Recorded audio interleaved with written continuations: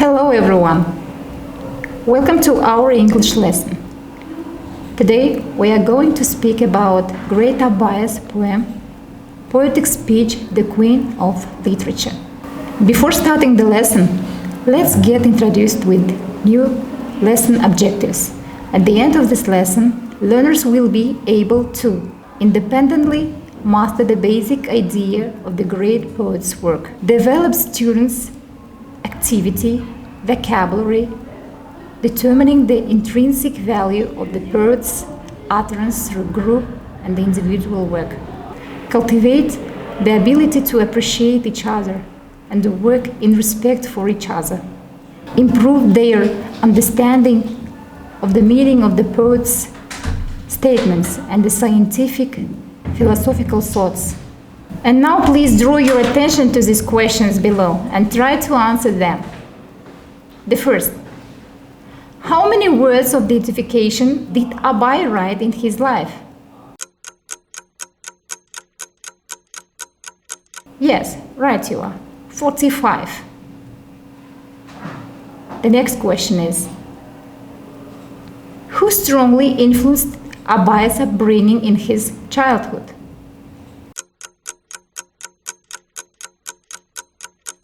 Of course, very good, his grandmother. Students, do you know, Abaya had a number of talents. He started writing poems when he was only 12 years old. But at first he did not sign them in his own name. In fact, the first poem he wrote in his own name was Summer, when he was 31 years old. Like many of his poems, it was about Kazakhstan, its people. Abaya also translated a number of poems from some of the great European poets, such as Byron, Pushkin, the Russian poet. His translation of Eugene Onegin was one of 50 classic Russian workers of literature he translated into Kazakh.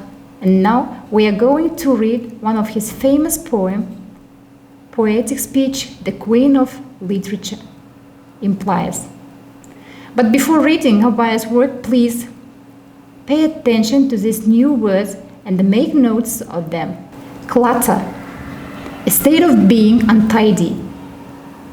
Ignorance, not having enough knowledge, understanding, or information about something.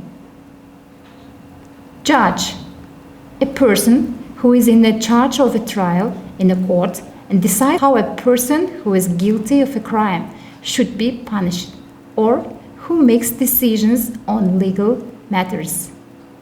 Mullah, an Islamic religious teacher or leader. Prediction, a statement about what you think will happen in the future. Omens, something that is considered to be a sign of how a future event will take place. Harmonious, having a pleasant tune or harmony. Genuine, if something is genuine, it is real and exactly what it appears to be. Predecessors, someone who had a job or a position before someone else, or something that comes before another thing in time or in a series. Garnish, to take part of income of property of someone who owes a debt and give it to a court in order to pay the debt. Flattery, the act of praising someone, often in a way that is not sincere, because you want something from them. Charity, the quality of being kind to people and not judging them in a severe way. Clan, a large family or a group of people who share the same interest. Fabulous, very good, excellent. Flatter, to praise someone in order to make them feel attractive or important sometimes in a way that is not sincere. Bard, a poet. Notion, a belief or idea. Plunder, to steal goods violently from a palace, especially during a war. Stubbornly, in a way that shows you are determined to do what you want and refuse to do anything else. idle, not working or being used. Gossip, conversation or reports about other people, private life that might be unkind, disapproving or not true, indiscreet. Grapevine, a type of climbing plant on which grapes grow. Stir up, to cause an unpleasant emotion or problem to begin or grow animosity, strong dislike, opposition or anger, quarrels, an angry disagreement between two or more people or groups. Senseless, not at all reasonable or with no good or useful purpose. Rumors, an interesting story or piece of news that may or may not be true, that spreads quickly from person to person. So, let's read the poem. Poetic speech, the queen of literature, implies the finest words, but weld together by the widest bards. Words that a person easily can memorize. Words that will smoothly flow and touch the heart. Lines cluttered with unnecessary words speak of the poet's helplessness and the lack of culture. Alas, there are so many among the poets, so many readers who are not competent to judge. At first we know there was the ayat and the hadith, and in composing them the baitas too were used. Why would the Prophet choose this form of writing if it had neither harmony, nor melody, nor rhythm? A learned mullah in his evening prayers, a seer in his predictions and his omens, will rhyme his speech and choose his words with care to give them a harmonious and flowing sound. It's true that everybody wants to be a poet, but genuine poets only few of us become. Who of us, Kazakhs, can compose a poem whose form would be a thing of silver and the words pure gold? Let's take my predecessors, for example. The bees, who had a well-known predication for garnishing their speech with proverbs. The Akins, those wingless poets who could neither read nor write, who spun their crudely rhymed and watered tales, and fingering the strings of their qobuz or dombra, cried out their lofty-sounding dedications, and then passed round the hat collecting coppers. A shame that they should thus discredit poetry by fawning on the rich by tricks and the flattery. They managed to get gifts or cattle of a sheep, while lying on the chariot of other clans. They boast of the fabulous riches of their own. They did not flatter everybody, just the purse-proud bias. But still they did not make a fortune for their pains, and judging by their light the Kazakhs had the notion that poets' windbags were and the poetry was nonsense. I shall not speak in proverbs like a clever bee, nor shall I beg for coppers like an old akin. I shall keep to the point because the moment's ripe. To speak of you, my reader, and improve your mind. If I were to describe the Batirs, plunderers' rates of right in racy verse of love and the pretty girls, you'd hang upon my words, you'd never have enough, because you are used to learning idle gossip, which dulls your mind and takes it of more serious things. But such is life, you stubbornly persist. All round you money takes place of human values. So, You'll forgive me if you sound too indiscreet. Here everybody is looking for a windfall. They'd even tried to graft a grapevine to a pine. But what can you expect from all these people, where in 1,000 hardly one is honest, and most are happy in their ill-gained wealth and bask in flattery, however insincerely offered. They stir up animosity among the other rich and cease to profit by their quarrels. Such things as loyalty and honesty and honor are senseless words that long have lost their meaning. It's common to make much of gossip, lies, and rumors, to lies from knowledge and avoid all thoughts. Very good. And now you should answer the following questions according to the poem. Why poetic speech is the queen of the world?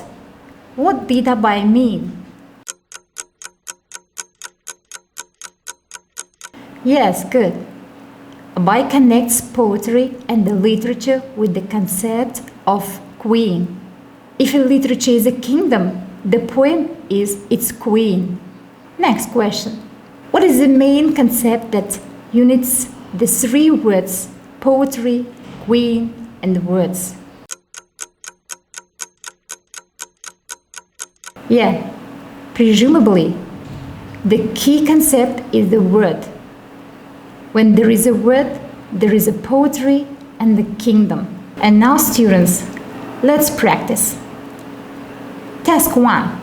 Which lines are not taken from Abai's This Great Poetry? First, who of us Kazakhs can compose a poem whose form would be a thing of silver and the words pure gold? Second, they managed to get gifts of cattle and of sheep while living on the charity of other clans. Third, yet the day of reckoning for scoundrels will arrive. A bad jug breaks at once, the proverb says. Yes, right you are. Good job. Right answer is, yet the day of reckoning for scoundrels will arrive. A bad jug breaks at once, the proverb says. Task 2. Next task is, read and try to explain with other words. There are so many ignorance among the poets. Yes, right you are. It means that there are a lot of poets who are knowing nothing people among the poets. Next one is, I shall not speak in proverbs like a clever bee, nor shall I beg for coppers like an old akin. Yes, correct. Abai felt contempt for unfair bee and the old akin. So guys, super. So we are going to deal with the task 3. Define the meaning of the words below. First one, genuine poets means polite poets, honest and sincere poets, open-handed poets. Right, honest and sincere poets. Second phrase, ill-gained wealth means dishonestly obtained benefits, unsuitable time, or early bird. Yeah, correct. Dishonestly obtained benefits. Plunder means wasting, earning, or stealing. Of course, Abai says about stealing in his work. Okay, very good. Great job. So students, as we know, all Abai's works mostly describe people, their attitude to each other, their attitude to the world. So in following task, you should find good qualities and bad qualities.